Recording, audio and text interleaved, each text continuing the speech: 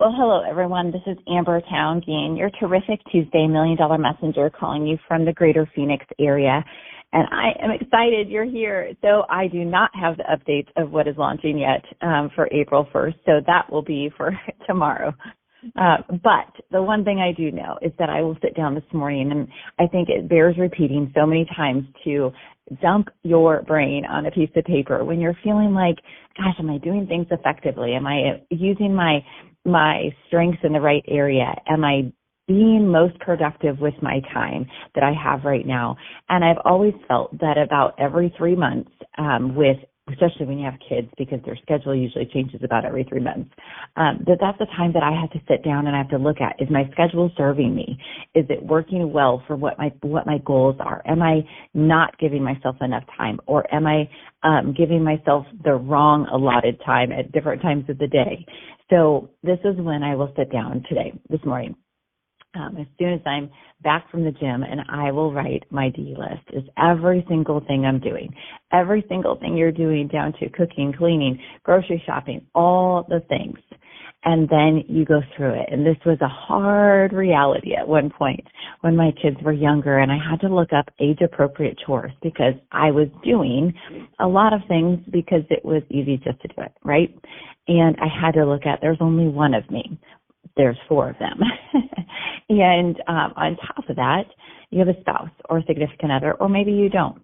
But the fact is your kids are highly capable of doing a lot of things. And so that is where I started looking at what was age-appropriate things that they needed to be doing for themselves and teaching them personal responsibility as well.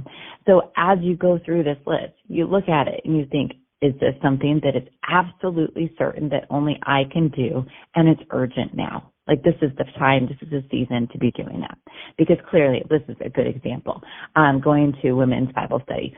Is it something that only you can do? Yes. But is it urgent and needed right now in this season? That's for you to answer. And there was a season of my life when my kids were young. I was their only driver to and from everything when we lived in Kansas City. And, if they were involved in sports, it was because I was getting them there, because my Joe never had the same schedule. So he was always working wonky shifts. And so that became a season where if I was going to serve at church, it was only going to be on the day I was going. So it was typically on Sunday or Saturday night, depending on which church we went to. But that was what I went through in that season, is that I wasn't going to add anything extra to my calendar, that I would serve on the time that I was at church. And I wouldn't add an extra Bible study or something in that season. So you have to evaluate that yourself for what is your season. Does it mean it's forever? No, but it means that peace is important to you. And so as you sit down and you go through that list, you just decide, is this something that you absolutely have to do, that it's urgent right now, that only you can do this? Is it something that it can be done later, at a later time? It doesn't need to be right now, but a later time, so you can schedule it to be, a month, 2 months, or 3 months out? And or is it something that you really should delegate, that maybe you're micromanaging your family a bit with it, or you're micromanaging your team or your unit? Is this something that can be delegated to somebody else that is highly capable and may even do it better than you? So as you bring this list in, it might be a season of your kid's life. It might be that you just feel like you're not being effective with your own time that you're putting towards Mary Kay, or it might be a season of your life in general that not involving your kids, that you need to prioritize peace, that you need to make sure that you bring down the chaos noise and understand that is a season as well when your peace is important to you, and having a season where you do less, but are maybe even more effective because you chose to do less, is worth your mental health. So, but that is something that I thought, I'm going to bring this back up today, because I know for me, that list of do it, dump it, or delegate it, or do it later. I did forget to talk about the dump it, but the dump it is that it doesn't need to get done. It's not a priority right now.